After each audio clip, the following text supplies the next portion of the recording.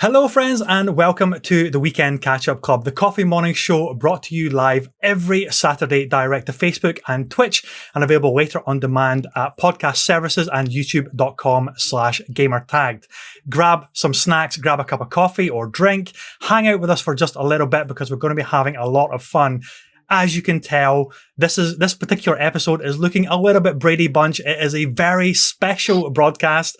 It's normally one-on-one, a bit of a podcast interview series, but today I am joined by four amazing guests that I have brought together. They have very kindly given up their time to join a special podcast on creativity and inspirations. So just to do some introductions for you, top left of your screen is none other than Mr. Jake Ross.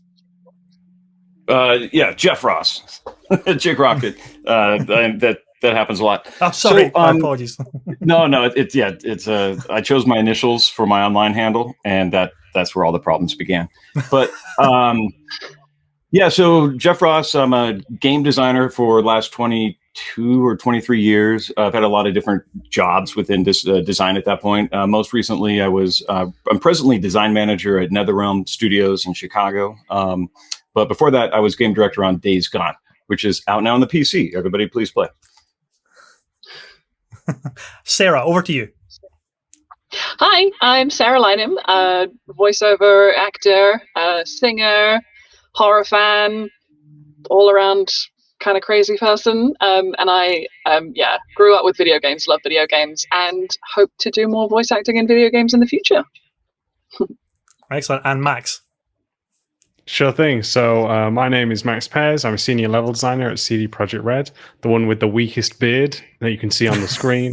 And it's an absolute pleasure to be here with everyone today. And finally, Jenn. Hi, I'm Jenn. I am way too into gaming sometimes, but that's okay. I started gaming when I was 3. I grew up as a military brat, so video games were kind of like my stability and my grounding. And now I am the global partnerships person for Women in Games International, where we do lots of cool things. So. Fantastic. So a real broad mix of skill sets from all across the industry.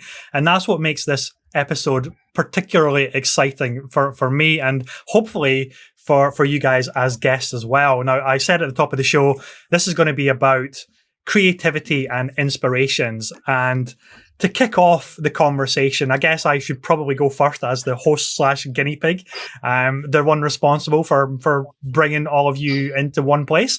So I'm going to start off with a really soppy answer. And I've got to say, my biggest inspirations is getting to talk to people like yourself, people who are creatively better than me and smarter than me, and is getting to hear your stories about your journeys into the industry and things that obviously inspire you, and therefore it begins to inspire me, and hopefully it begins to inspire our listeners and viewers. So that is a big thank you, of course, to everybody who's obviously watching, listening, but of course you guys as well for joining today. So thank you.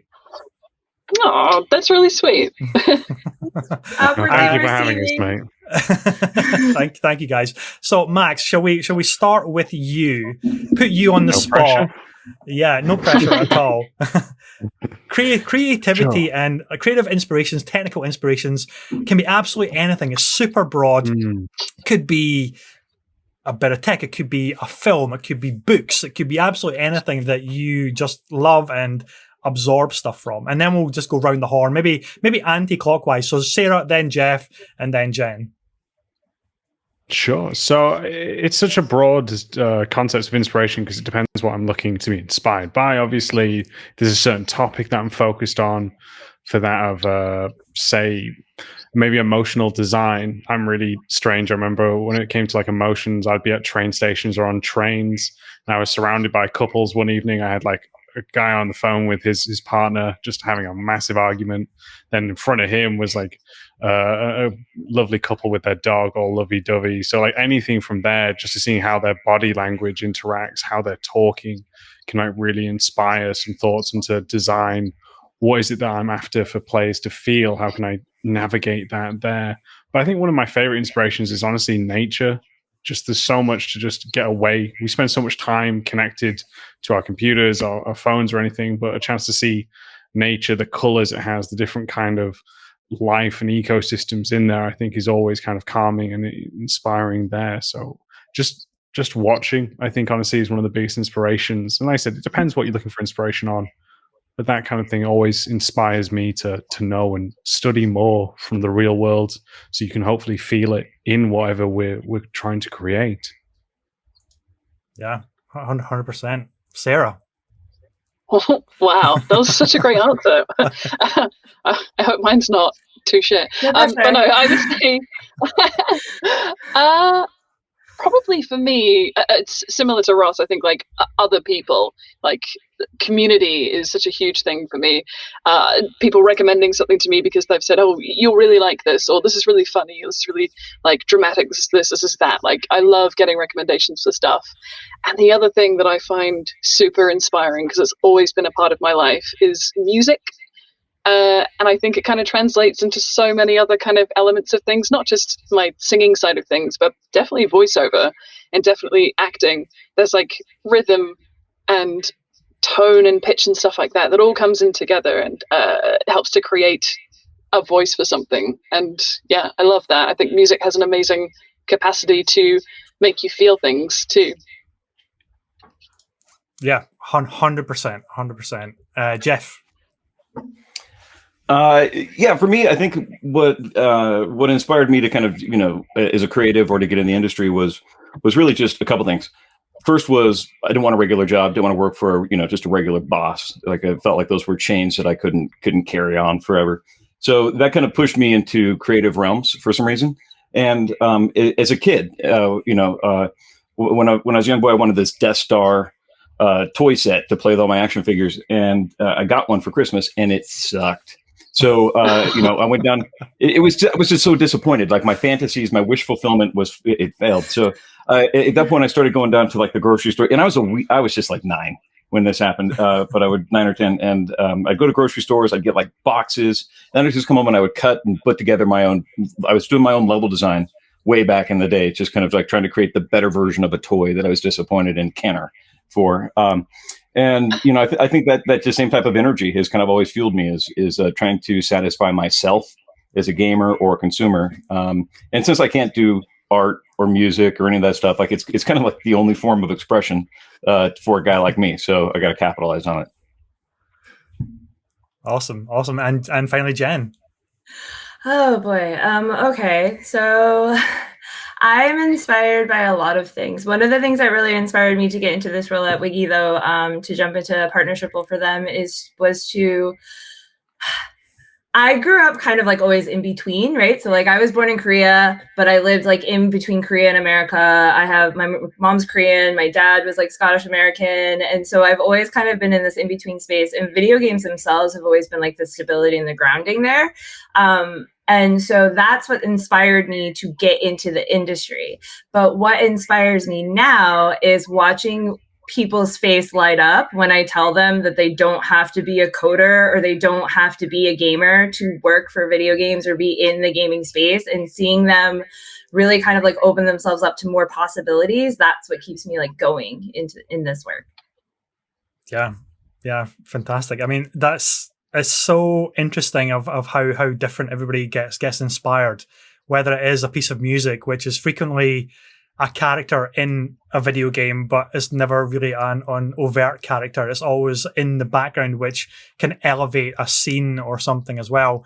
But also the partnerships that you form, collaborations that I've been able to have with each of you for doing podcasting, but talking about video games, or whether it is something a little bit more formal, like the stuff I've been lucky enough to do with Jenn as well, whether it is a co-live stream event or something else.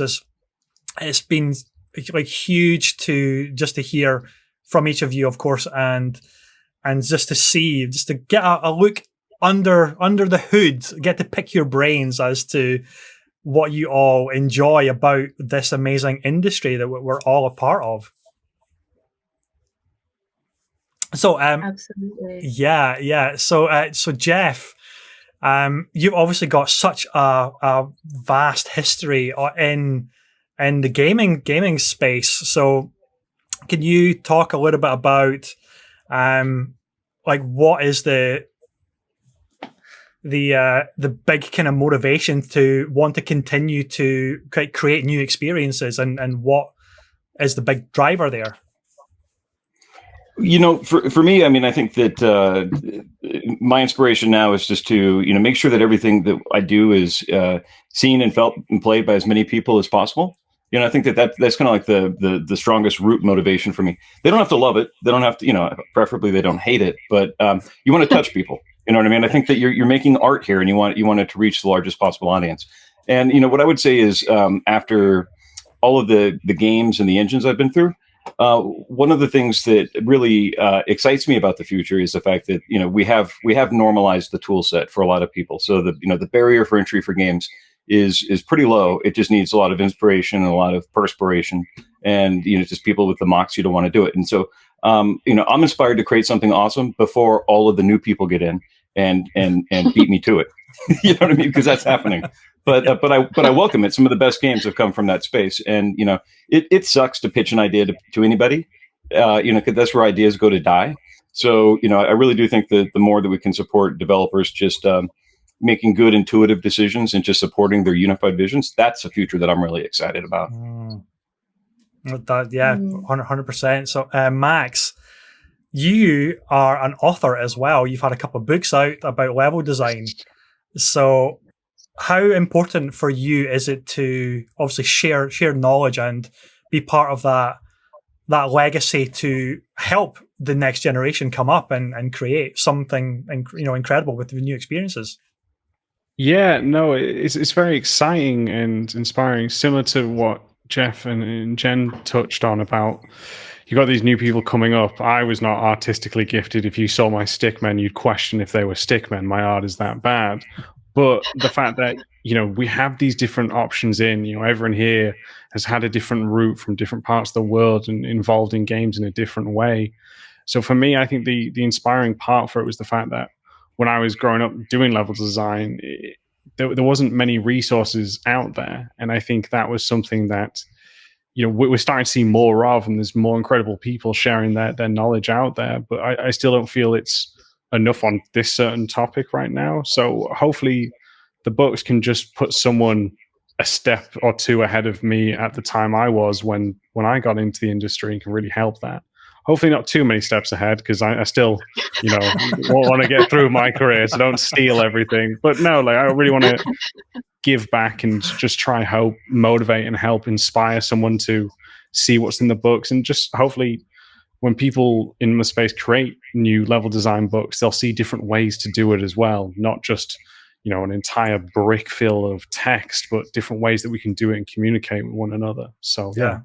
So open to absolutely any of you that wants to answer. And of course, if all of you want to answer, fantastic as well. How difficult is it to try and feel like you are still creative against the next wave of new technologies and things that are coming out that younger audiences are becoming more familiar with, but also do something different and that is not part of the unexpected, to try and surprise them and to try and keep them all engaged? I'll open to anybody, whoever wants to answer first. I think, sorry, Jenn, you go first, mate. No, you go ahead. You took a deep breath. I saw you're ready to go, champ. You go right ahead. Go ahead. I think it's interesting you say like new technologies, because I still feel we're like, since 3D, since like the PlayStation and that, like the technologies have gone, and anyone can correct me if they, you know, feel I'm wrong here, but like the space has only started to change a bit with augmented reality and virtual reality. And I think we're still not seeing these fully take off or become part of anyone's day-to-day life yet. So I don't think we've fully seen that transition yet. But I think the inspiration of basing things, like we started this whole conversation about inspiration, what inspired us, whether that be for Sarah, it might be a certain lyric or beat or rhythm to it, Xanadu, mate. Xanadu. Yeah. That's the big inspiration. The thing is everyone forgets I'm a little bit younger, so I don't get when you mention the Brady's and everything. I was like, ha ha ha ha ha! I know what that is, right? Like, look in my eyes. There's no laughter, but the thing more is the fact that maybe it's about when you're seeing people, like I said, on the train, the way that the guy, when he's on the phone, how like he was more scrunched up and very tight, like that emotional element. We spoke on our episode, Ross, mate, when working in augmented reality, I wanted the players, as a younger audience, to feel connected if this was their imaginary friend brought to life. So I think if you're still chasing that deeper meaning for it, you can still, capture it, but it's just a lot of learning curve for there. And as I said, I don't think we've seen that new technology change a huge amount just yet, but I do think it's coming soon. I think so. Yeah, I was just going to speak to, because like my husband's a graphic designer, and this is kind of something that's happened in the art space, because he went to 4-year institution art school to learn illustration and fine art and all of the traditional things. And now you can just go to like they've shortened it, or you can learn it online. So like that education that he paid that money for, whatever, he can look at that and say like, oh man, like all these new kids are coming up and they don't have to do that. Or he can be like, wow, that's really cool that like they no longer have to do that. And so I really think it comes down to your mindset and how you look at that piece. Like, cause I see it a lot of us times where like, oh no, like we need to be on top. We need to be catching up. We need to do the thing. But I think that part of it too is that we also need to be humble and allow them to teach us like the newer ways and understand that they do have knowledge. Like I learned so much from TikTok. I mean, we talk about that a lot. So like I learned so much from TikTok and the newer generation. And I put that into my brand and what I do, on the side. So because I think that being able to have that collaboration energy instead of that competition energy will like quell some of that kind of fear that comes along with that space. Yeah. You see, for me, I think, my take on this is that tech isn't really the answer. I think it's a facilitator of some form of progress. But really, I think that the biggest tech innovation is going to be in just conceptual ideas of new ways of gaming. Like, graphics and, sound, that technology is just really moving forward. But when you look at gameplay, I mean, we're still picking up fucking health kits, that instantly heal somebody. And, that's better than the alternative, which is people just bleed out and die and it's game over. But I think that there's just a lot of things, a lot of ideas that we've been kicking around or kind of carrying along since, whenever it started, this kind of generation of game design has started. But I think that that's where the revolution is going to happen. It's just something that's accessible, grokkable, that it's just somehow streamlines the experience. For it honors the aesthetic of the game, and it just doesn't get in the way. So anyway, that's not a Luddite answer. I know it sounds like it, but I think it's just the innovations in here.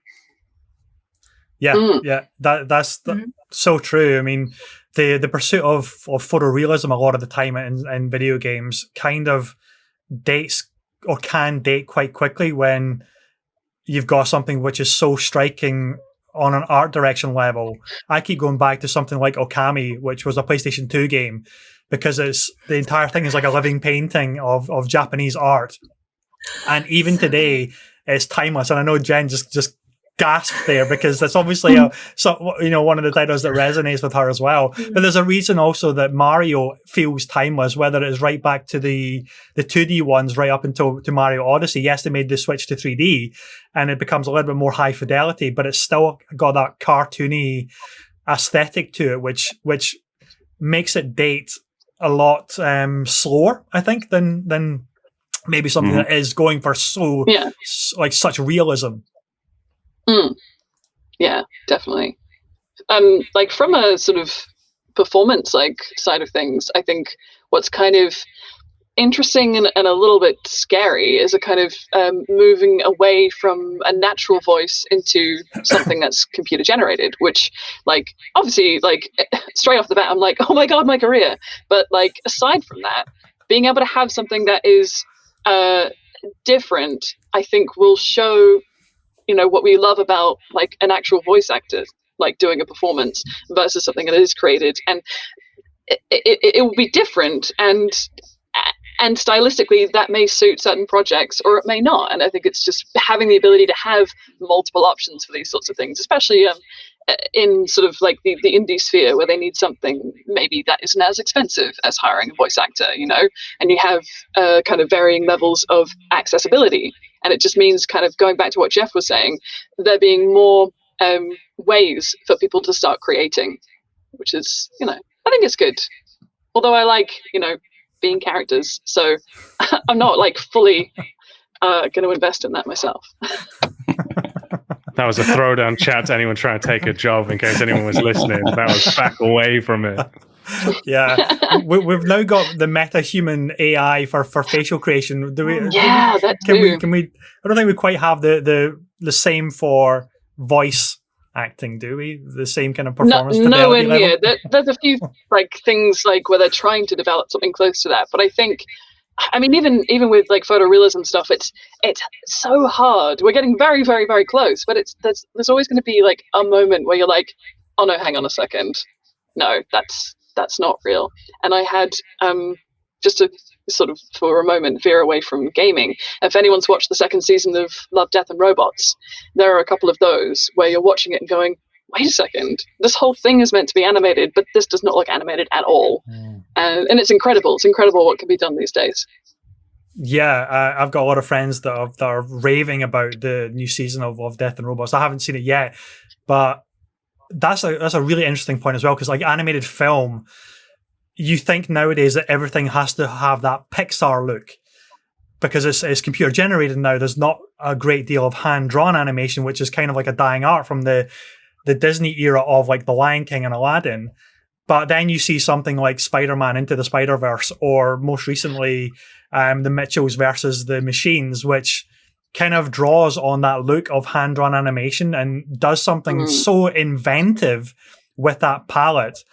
You think, man, there's so much, as Jeff says, there's so much untapped that we have yet to kind of explore, that we can do with all of these new tools which are constantly getting developed and rolling out and becoming more accessible for anybody to just pick up. I mean, God, you can make an entire movie on a tablet these days because all the tools are becoming so powerful with what you can create with them. It's fascinating.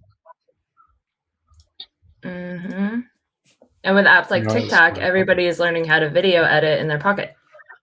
Yeah, absolutely. I wanted to ask you, Jen, because you said you picked up some stuff from TikTok. What do you think were like the biggest things you picked up from it? Because like I don't understand TikTok. I don't have an account. I don't, I'm old as far as this demographic feels on it. So like, that must mean I have a TikTok account. Yeah.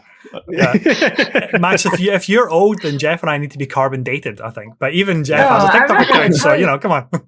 I'm not gonna tell you how old I am then. But no, the one thing I absolutely love about TikTok not only is it like a kind of like a less polished social media that people have a little bit more freedom to play with. There's a lot of like younger demographic, like, early 20s, even like younger kids that are so open about how they feel and what they're feeling and why they're feeling it, that it's a really good resource to learn, not just about what's going on with the next generation, but also just to learn about how people are feeling like about their everyday lives or how people are handling certain situations. But at the same time, there's also people that do amazingly creative things with transitions and photo and video editing. And so it's really like an all-encompassing place that I go to kind of just like be one with the people, I guess, in a way, like of people that I wouldn't have access to in my small little New Hampshire state of 90% white people. So like, it's a really good way for me to, and there's like tutorials on how to do all sorts of stuff on there that people will put on there. So yeah, it's like having video editing in your pocket. Yeah. Do you think things like TikTok and how powerful and skilled the people can become with them, that's going to maybe open up a whole new avenue of not just filmmaking for an editing style of you, but the format for actual storytelling on a feature film which is delivered entirely via TikTok or something crazy like that? Oh, absolutely. I think that those kind of are already starting, because there are there's like TikTok accounts where you can go and learn about dinosaurs, or like there's a woman who saves the bees. You can go learn about the bees, or you can follow this TikToker that created this like creative character, and this is their character story, and that's how their TikTok is. It's just their creative outlet. So it really depends on what you're looking for or what you want to create.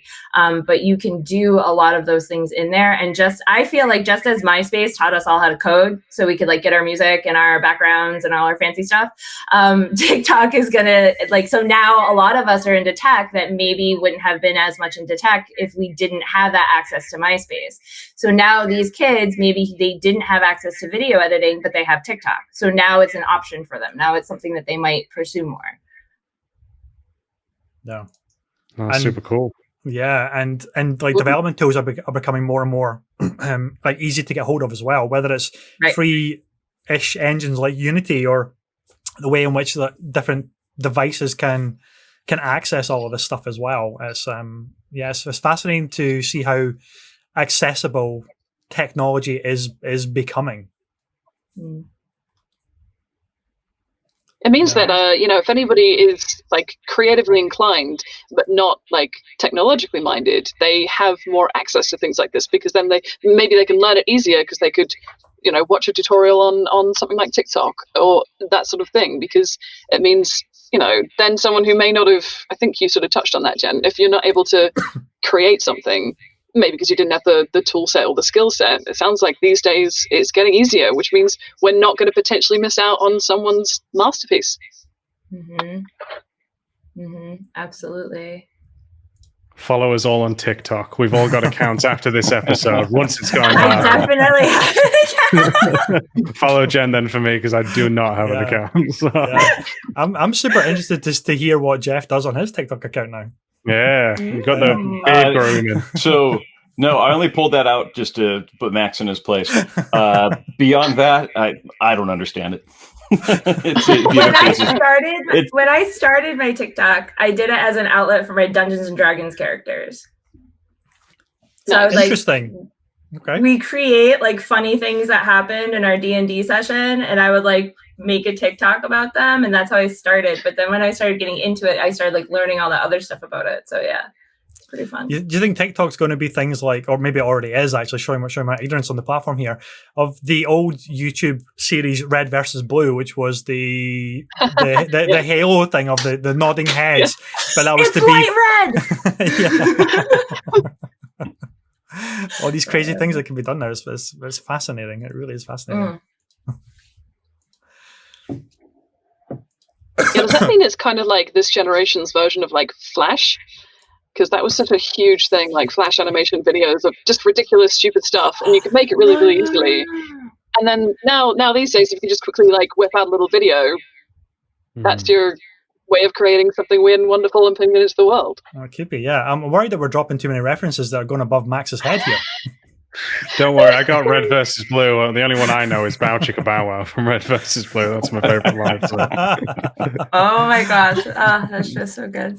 I would say, Sarah, has this like impacted your industry, like TikTok, and because everyone, Jen says that she created characters that she's role playing and stuff. Has that ever like impacted into yours? Are you investigating into that stuff? I think the main thing that it has done has sort of made, because it is accessible to so many people, something like Performance Anyway is quite heavily saturated with people. So I think on the one hand it's good. It means like on an indie level, you've got loads of people creating stuff. I don't think it's changed too much in terms of if you're sort of working in a sort of AAA environment. Like, it's still a case of quality, not quantity. So I would say there's just more content out there, which is great. Like, I don't see why that would be a bad thing. And I think the only problem, I guess, would be that because there are so many more people doing it, that they're less likely to be getting the bigger opportunities because there's so many of us. So when maybe back in the day it would be 100 people applying for a job, it would be like 1,000 people, maybe more. Just more rejection and more inspiration to go and write your own stuff. Maybe. Yeah. I could see the tears flowing down when you said that. Oh man, no. The saving grace is not everybody has a recording booth at home, hopefully, but it's like the quality that you can get from phones and stuff these days, and the inbuilt microphones is crazy. I mean, that's actually really fascinating as well. It's like we talk a lot about accessibility of technology, but in order to do like voice acting, you would think that the barrier entry there is still extremely high because of the pro recording equipment that you need. But again, it's similar with video as well, right? It's like you can do things on your phone nowadays, and if you find a relatively quiet room with like curtains or cushions in there to deaden the sound bounce and stuff, that you could create an audiobook entirely on your phone now as well. It's wild. Yeah. Mm-hmm. It's pretty wild. But there's so much more because of the fact there are so many more people doing it. People are creating more content for them to be able to do. So it just means we're getting more and more stuff. I mean, I did an audiobook a couple of weeks ago, and then I'm doing another one at the start of next month. And it's kind of one of those things I never thought I would do because of the amount of text. And I'm way more into kind of like, running into a booth and kind of like screaming and dying and that sort of thing. So it was really interesting doing something more long form. But there are so many books, and people can go out and write, and they can self-publish. And then if they want, they can get a voice actor to do the narration as well. So yeah, I feel like on the one hand, I want to say, I want it to be an exclusive club, that I'm super talented and I'm the only one who can do it. But that's just bullshit. Like, anyone could do it, and it's great. And I'm all about, big ups to the people who are trying. And if anybody wants any voiceover tips, message me and I'll try and pretend that I know what I'm talking about. You know a lot about voice acting stuff. I've learned a lot just from our conversation stuff as well. Yeah. Hashtag blessed. So Jen, what does all of this stuff kind of look like for like, Women in Games International and like the partnerships going forward? Like it's a complete shift from like what networking used to look like before the advent of things like TikTok and Facebook and everything. What's the impact there? Yeah. So everybody is way more accessible. Like, it used to be very hard to, like, if I wanted to connect with like Google, for example, it used to be very hard to like find the information or find the people or whatever. And now I can just go on LinkedIn and I can say, hey, like, I'm looking for people on Google and I need this role because this is the thing I'm making. So but at the same time, all these tools can be out here. But if people don't have the mindset that they're ready or able to step into that space, the tools mean nothing, So like, it's really about like accessibility, yes, but also we also need to teach people that like they are capable and worthy and able to do these things. And you don't have to be like a special unicorn to be anywhere in this space. There's a lot of like, it's kind of like when I was growing up, you had to be like a doctor, or if you were going to be like an actor, then you had to like be an actor, and like you're going to either make it or don't bother. And I think that mentality is still there. So a lot of people aren't taking advantage of the accessibility that we have now in order to be able to reach the people that they need to get the investment for the resources that they're looking for. Yeah, that makes me think of something kind of related that I think is really important, and that is, people need confidence, and there's a lot of people who have a tremendous amount that they probably shouldn't, but then there's a lot of people who have none, and they should at least have some. And I think that when you're doing something creative, especially something public, that's got to be basically it's got to be really arresting or a form of writer's block that. That type of paralysis will keep a lot of really great, creative ideas locked away forever. And I think that that's too bad. And what we do is in AAA, everybody's worried about being kind of counterintuitive or dumb or lame. But again, I think that that's the frontier on which the best new ideas are going to come. We don't know what they are yet, but we need to be able to have these conversations in safe rooms where people can just fail. We say this, fail at trying something. Well, just have a million bad ideas. There's going to be some good ones in there, but just know that batting average is going to be bad. And that doesn't make you a bad creative. It's just part of that process. But the important thing is just to start making something as quick as possible and then learn from your mistakes. Yeah, that's super interesting, because that's something that we talked about on our show, Jeff, about how do you start with a blank page?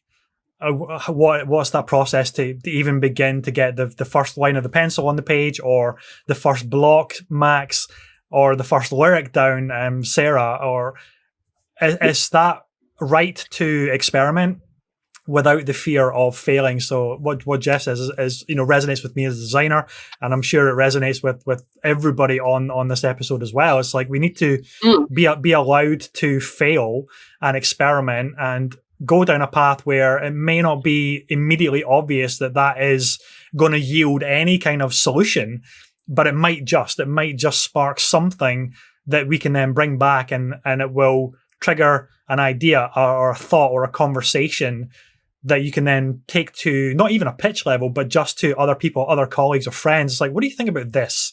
Because I've been experimenting with X thing here, and then it might begin that process of, I always use like cooking analogies.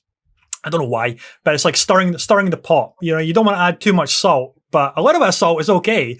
And you put different ingredients in, and hopefully you don't like burn it, I guess, to continue the analogy. Yeah.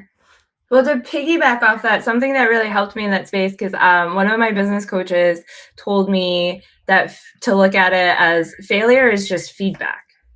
And so if we switch to being, well, I'm going to get feedback on this, and look at it as, because I come from forensic chemistry education background, and so I'm like, where's the data?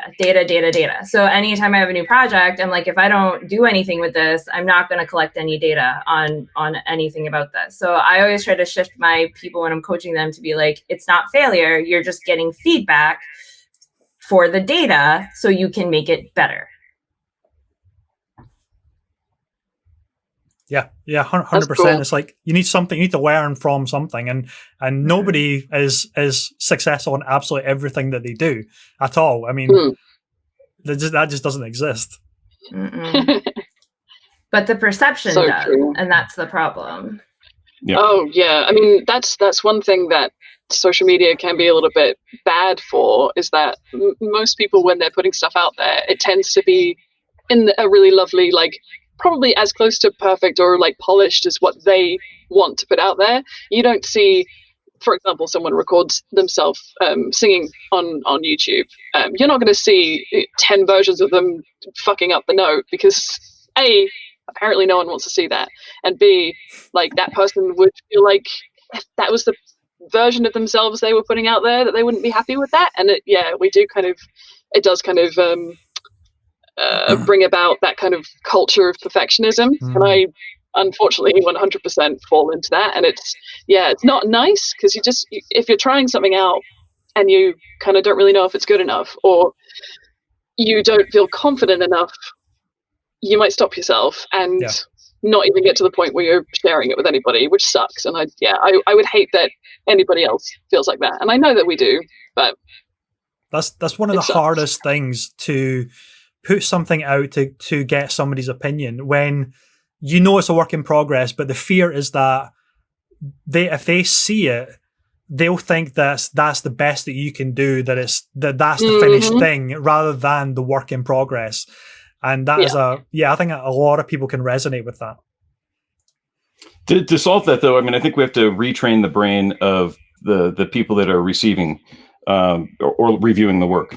Without them bought into it. Again, I think this might be some old guard. Maybe it's just human nature, but not everybody's on board with the, hey, just give me something rough. I just want to get a sense of the idea. And for some people, and this is a reality we have to deal with, the entire presentation is part of the experience. So that's where experimental things kind of are at risk.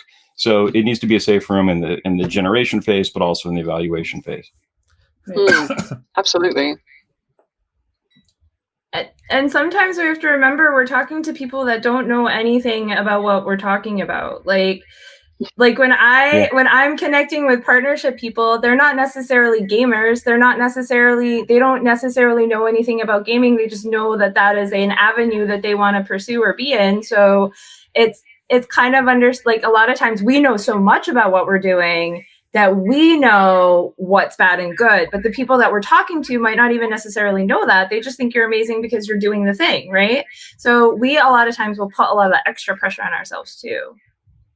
Yeah, it's the same with I imagine, Max, for like level design. If when you've spent months, maybe even years, on a particular problem that you're trying to solve on a narrative level, on a level design level, and you give that over to like QA teams or to the public when it launches, the product launches, and for everybody who got to be part of that development process, they've seen it daily, so they know exactly what the solution is, and it must kind of drive you wild or mad to say, why aren't they just going from A to B to C to get the objective done? It's so obvious, or you think it's so obvious, but then you've seen it every single day, you play tested it every single day, they're coming to it cold, and it's that problem of you can't see the wood for the trees because you've been so close to something, and it goes with it for everybody as well. It's like, yeah, but if you get like someone who doesn't know anything about the product or what the objective is or what they're trying to do or how X thing controls, you need to cater to that and make that onboarding and that guidance so clear, but also satisfying for someone who doesn't know anything about what you're trying to deliver. Yeah, mate, it's always the toughest part because you said you think, oh, it's so obvious. Everyone should figure this out. I'm a genius.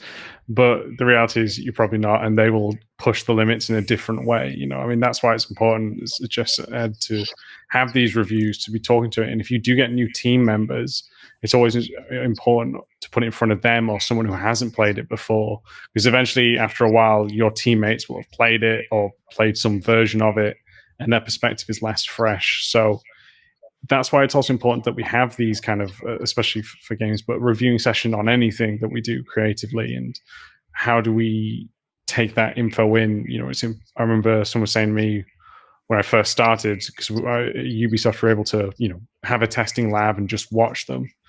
For anyone, I was like, don't say a word, just sit there and take notes. And it's just so important to do that, because part of you is dying on the inside as they go left when they should have gone right. But it only opens you up to be like, yeah, okay, this is wrong, and this is hopefully why I can see that it's wrong and where to get better. And it is nerve-wracking. We talked about getting feedback. It is scary when people don't do it than what you think.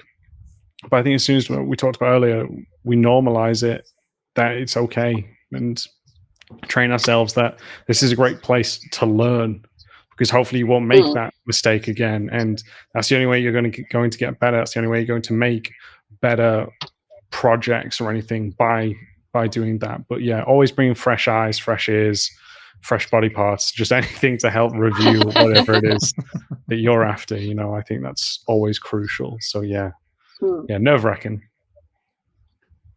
Yeah, I think we're definitely seeing a shift in there being less pressure on the individual to come to the table with all the answers, or to have some kind of idea ready to start the meeting, whatever that meeting may be. Whereas now it's all about learning and listening to as many viewpoints as possible, and hearing and learning from those people. And again, keep going back to that. Okay, it's okay to fail at something, because something will come out of it that is useful, and you can learn from it and somehow.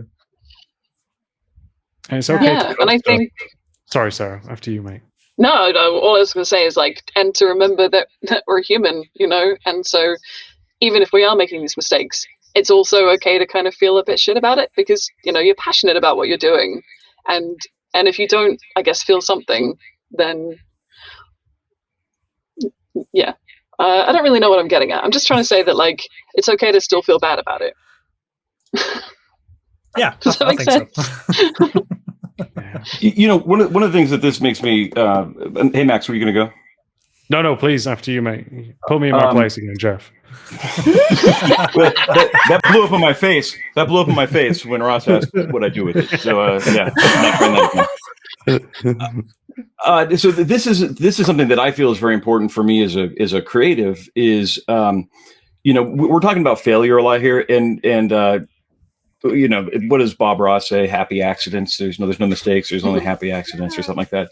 I think that we really do need to look at it like that, because I don't think that games, or in the spaces I'm working in, they're not really about they're not creative endeavors for most people on the project, and even for the people that are creative, is for a very small percentage of the time.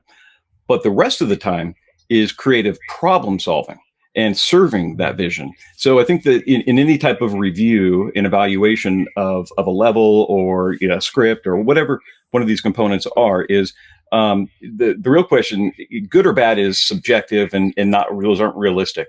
But having a goal and constraints on the team, and also having an aesthetic which they're targeting, is really important. And that, in many ways, that can give creators permission to do things that they're not comfortable with. And it's really important to kind of constrain. And when I say constrain, I mean it in the most positive way. If you're working on a sim game and you're writing the dialogue for it, that it's going to be pure sim speak through and through. It's not going to look great on your reel. If you're the voiceover or the sound provider for it, or if you're the writer, but it's what that game needs, and it's something where don't fight it. Figure out the parameters of that system, and do the best within it. And yes, if somebody comes along and says, "Oh, they don't sound realistic, that's stupid," well, mission accomplished in this case. So it's the subjective nature of creativity. For me, I always try to bring in as much objectivity into the evaluation criteria as possible, just because otherwise you're going to go insane. Maybe other people can work better, but I like working within a rule set. It's counterintuitive how creatively liberating that can be. Boundaries are so important.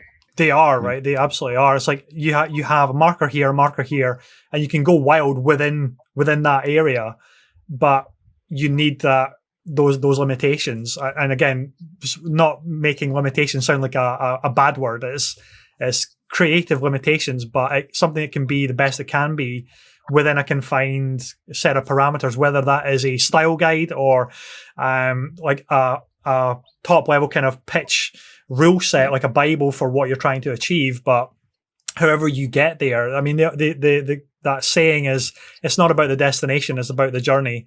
And it's everything that happens along the way to get there. It's Jeff, I totally agree about creative problem solving is just as important as like an original idea, aesthetic, or whatever that might look like. It's something that we sometimes forget about to mention just how important it can be. And it still counts as being creative. Yeah. So many people think they're Absolutely. creative. And I'm like, you're an organizing mad person. You're amazing at it. That's so creative. Like, I couldn't organize like that, We all have different things that we bring to the table. And I think that us being able to celebrate all those different things within those boundaries, like Jeff said, is beautiful. I think it's great. Yeah, and it can take you in any direction, and be able to talk to people that you wouldn't necessarily get to talk to, and to solve things creatively. It's it can be an absolutely beautiful thing. Yeah. Yeah. I actually think it's one of the reasons why, like, I talk to a lot of women in the space and just the industry professionals. And one of the things I find that for the demographic that Wiggy serves a lot of the time is like, because women in general have such a hard time setting boundaries for themselves, that it's the boundaries in general are just like a hard thing that we have to work extra harder at, because we're so used to being caregivers, or we're so used to be seen this way or seen that way, that like sometimes for women creatives that I've had experience with, boundaries are scary, but they are actually so helpful in being able to like I stream so that I can set that boundary with my family, that this is my game time, this is my hobby time, this is where I like get my creative outlets out.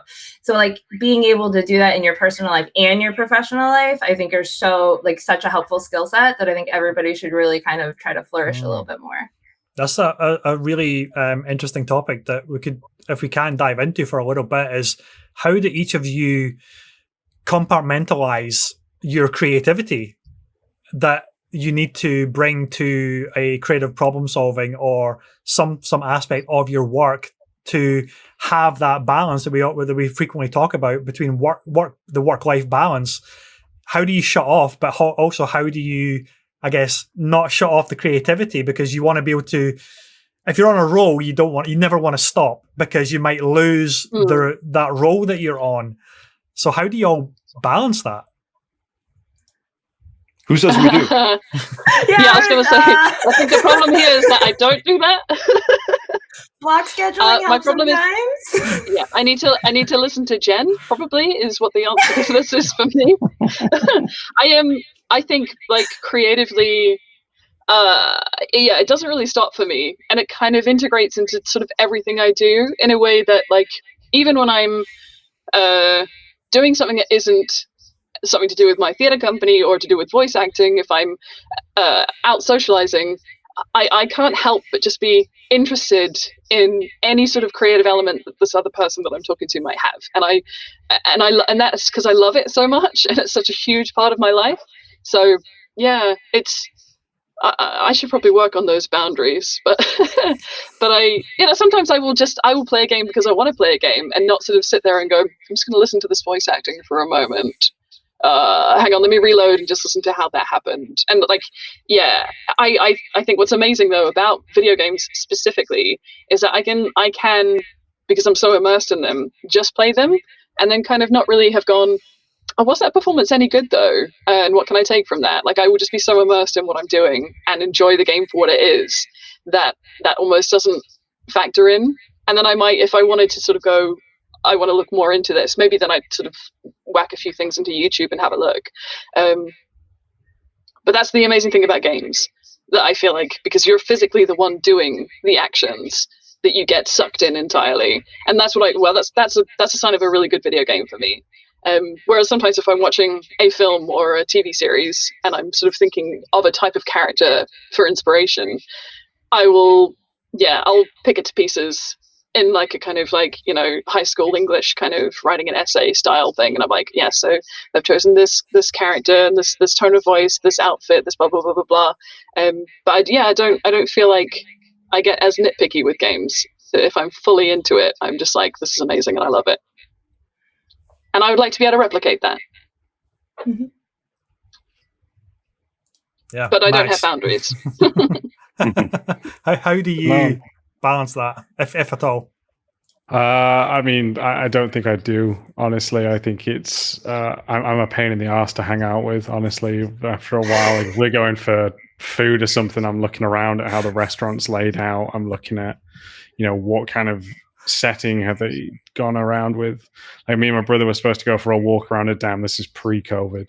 And we went out, but like, I brought my camera with me, and then we didn't even get through the first quarter within an hour, because I'm just taking photos over and over and over again, to a point where he's just like, are we done or what? And so it's a thing though where it's hard to switch off, because you're always, Jeff brought up the point earlier about like looking to find out deeper ways to, or more interesting ways or better ways to spice up games and things. And that's something that for me, it comes from any sort of direction. Like right now I've been obsessed with cinematography. I've been down like a Roger Deakins, and if you don't know, he is one of the best national treasures that we have in the UK for his craft. And I've just been consuming all of that. He's got a podcast out, and I've just been listening non-stop, trying to take photos and just see what emotions I'm getting. So I don't think it's wrong not to, as long as you're channeling it in a healthy way. So me using my camera, me going off and looking at floor plans if they're out on a wall of my building for fire exits, like that's all going to help me. But as long as it's done in a healthy way and I'm not pissing off my brother too much, I think it's overall a good day for it. So Max, I can relate to almost all of that, by the way. And I've got on my camera roll a lot of fire escape plants. I'm like, boom, just bring this into Maya and it's done, right? Like exactly. But what I found is, trying to live with it is, I mean, I used to go everywhere with like journals, and I would just write notes all the time. And I'm like, oh, I need this idea for the future, or this fact, or whatever. And even collecting a lot of photo reference for like, oh, that would make a great level someday, or this would be a great thing for a system. I've collected so much of this stuff that then when I'm in a meeting where I could actually tap into it, I'm like, ugh, I can't find it. I can't remember it. It's so, so I am actually actively for the first time in my adult life, not carrying a journal around just because I'm trying to write down less just to preserve some bandwidth, that wasn't bearing fruit at all. It because it can consume you, and I think that's a good thing if you're really into what you do. Like when I drive to Portland, I look at the way that the landforms work, and you understand the root geology behind it, and you realize that roads are shaped the way they are because the engineers were trying to solve a problem but they got to dynamite their way through where they can find a good grade, where they can find strong earth. And all of that stuff, I just look at it through the game design lens, and whoever I'm with, I annoy because I point this stuff out and then they don't get it. They don't care, so it's just one of those things where it's not helpful for your life, but it's good for your career. And the question is just how much do you want those two things to blur? And, I let them blur, but I'm trying to create some boundaries, but it's hard. Yeah. Jenn, anything to add on from your side about balancing? Okay. So balancing. Here's my hot take. I've done a lot of business coaching because I have a mom who very much likes to invest in my career. So she will let me, she'll invest in me and stuff like that. So I've done a lot of business coaching to kind of really just figure out what it means to you. Because my set of boundaries are going to be different than Max's or Jeff's or Sarah's, right? And so not only that, but you see all these stories, to be a successful entrepreneur, to be this, you have to get up at 4 a.m. and do yoga and then journal and then meditate and then eat your breakfast and then make sure you're only eating this stuff. And it's all just kind of a crock of shit. Because it really depends on you, what motivates you, what inspires you. I don't think anyone being a workaholic or doing what Max or Jeff does, or even Sarah, is necessarily not fulfilling boundaries. I think that as long as you're solid in what those boundaries are, if you want to go out and have a time with your brother and also, get that angle and get that inspiration while you're out there, I don't think there's anything wrong with that, as long as you are okay with it in yourself. And I think that the other thing too is as a mom and a woman partner in my heterosexual relationship, I've had to kind of sit with myself and be okay, what do I want? And how do I get that? And then what does success even mean to me? Is it money? Is it being able to do what I want to do? And then being able to kind of flip your mindset. So I couldn't sit down and game for hours at a time until I started streaming because it didn't feel productive. But now that I've kind of flipped that mindset and been well, I'm streaming, so technically it's productive, but not, I don't do it for that. I do it for me. So being able to switch your mindset into allowing yourself to trick it a little bit to doing the things you want to do without having to deal with maybe the work stuff at the same time is another avenue that you could use. But yeah. Yeah, I have to set my boundaries that definitely kind of hits quite powerfully with myself as well, because part of the reason why I started the podcast, and I think we've spoken individually about this, it was a different way of doing something creative that wasn't taking work home to design something or to feel like I'm sitting down to watch a movie. Am I wasting 2 hours when I should be doing something productive? Whereas learning how to professionally podcast, if I'm allowed to say that, and connect with people remotely and do these virtual shows, it was a technical exercise which I found really exciting. It's okay, well, how does shows like Kinda Funny do their show? Whether it's Game Informer doing their big online media content, or some of the other huge content creators, how do they do that? And it was completely nothing to do with my day job at all. But then the byproduct of that was that I was able to take that learning, that skill, and bring it in to do live events for my for the company that I work for. And it never felt like work. And I think that is super important, that each of you have all said that if it's stressing you out trying to do something, to learn something, then it's not the thing that you should be doing. It's not the balance that you're going to get to, because you're treating it like work then, and it feels like something that is high stress, there's a lot of pressure that you've put on yourself to be able to do something that you think you should be doing. But if you're naturally explorative or creative, then I think this speaks to everybody who is creative. You always want to look at something and learn something whether it's a new bit of tech, for me it was like the live streaming platforms. How do I get good audio? How do I get my guests to come into the broadcast that doesn't rely on them being in the physical location? Then I can give them a microphone and capture all that stuff. How does it all work remotely? And that was kind of my release, especially because it started at the height of the beginning of the lockdown in March of last year. It's like, oh, I can't connect to anybody. And how do I maybe develop a platform or a forum to start connecting with people and help with their maybe mental health if they're feeling disconnected? And that's kind of how it started. As you know, we end up getting more and more amazing guests on, like yourself, and then it turned into this thing of just getting to talk to people. And that was kind of like the byproduct of a technical exercise. So it's so strange the way things unravel and snowball. And with going back to that experimentation aspect with no goal in sight, not really, other than how does this thing work? How do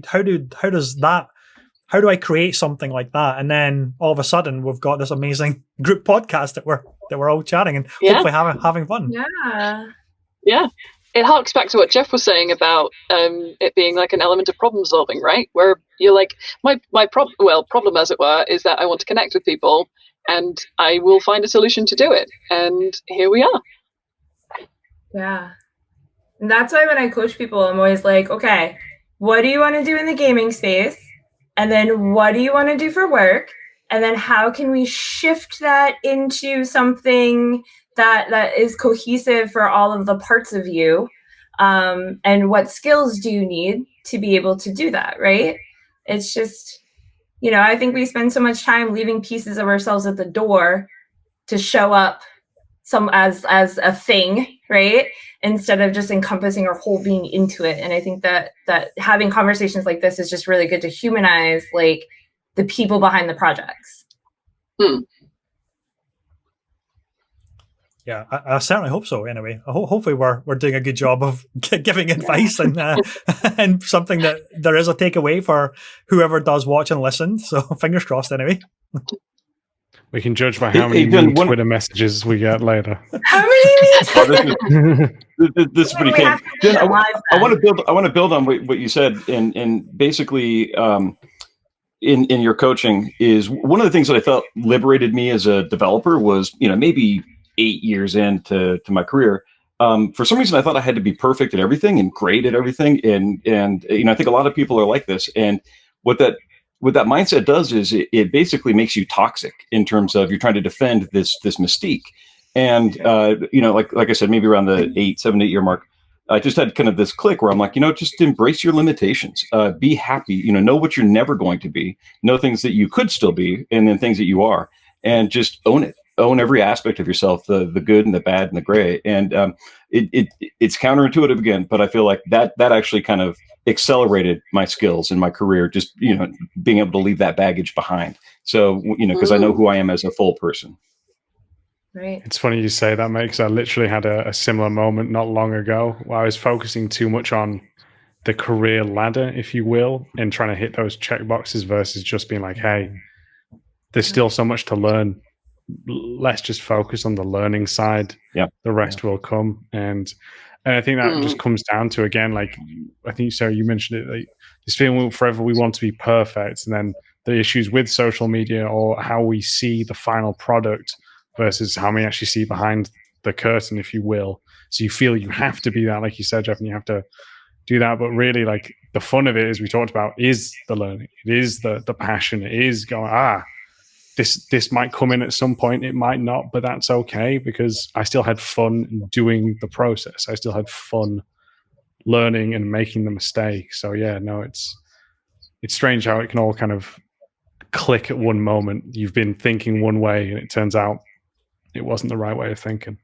Yeah. And what Max said and Jeff said there maybe opens a door as well to like career specialisms as well. I was like, you can't know absolutely everything about everything, but there maybe is an aspect that you obviously are and recognize as an expert in, but have a broad knowledge of maybe a lot of things.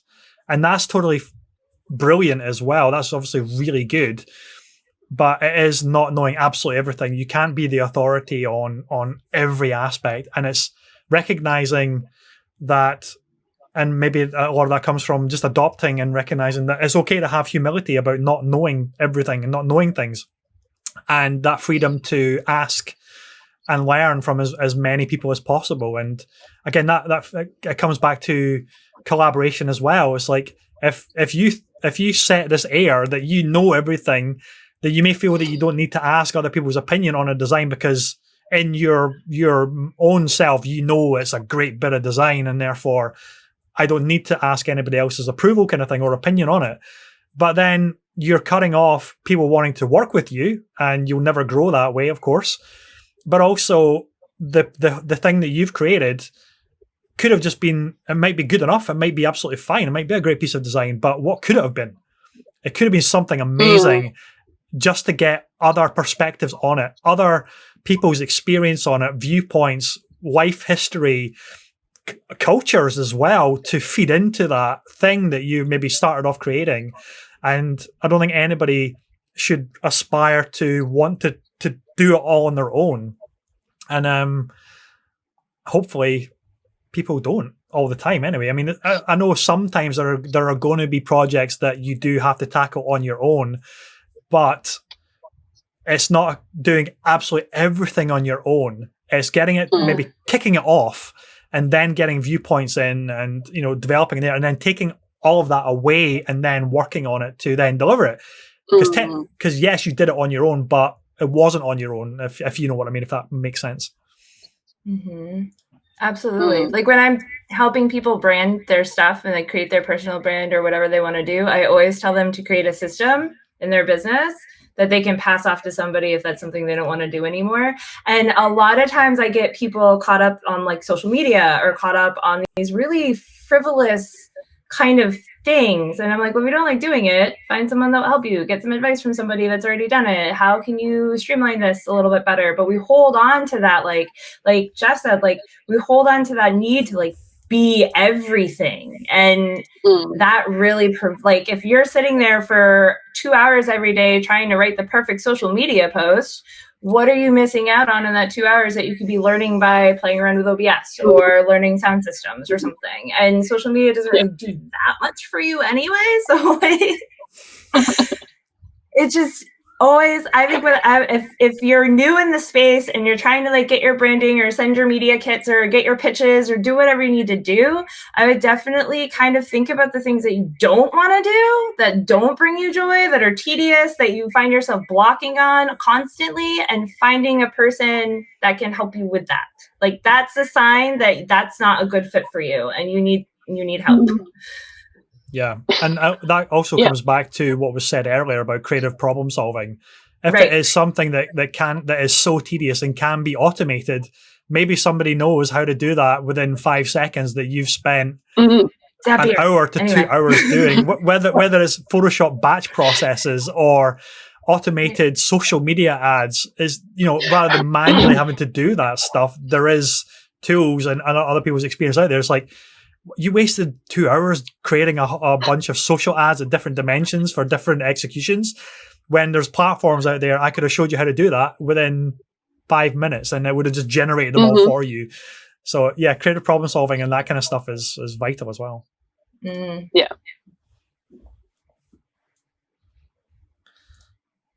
So guys, is that us time to wrap up the show? We've been talking for about almost 70 minutes, just over an hour. It's been an absolute amazing chat. I hope it wasn't too painful for all of you. It's the first time I've done a format like this before, with everybody coming in and knowing who to talk to, who to throw the question to, and what to ask as well, but also get everybody like intermingling and bouncing questions at each other as well. So hopefully, fingers crossed, it went okay. No, man, it absolute did. pleasure. Good job, Ross. It was great. Apart from fucking up names at the beginning, so I do apologize, Jeff, about that a lot. You're gonna fuck up at one point, mate. It always happens. So I know. When his beard is fully colored, we'll call him Jake. But when it's like a gray beard, or when it's fully colored, we'll call him Jeff, and then when it's gray, we'll call him Jake. Yeah, the other way around. Sounds like a plan. Yeah. Agreed. You're living the message, Ross. Like, we're not all perfect, you know. Literally. That's true. That's true. That's my That should saving be the grace. opening line. That should be the opening line of this episode. You're the message, Russ. Cut it there.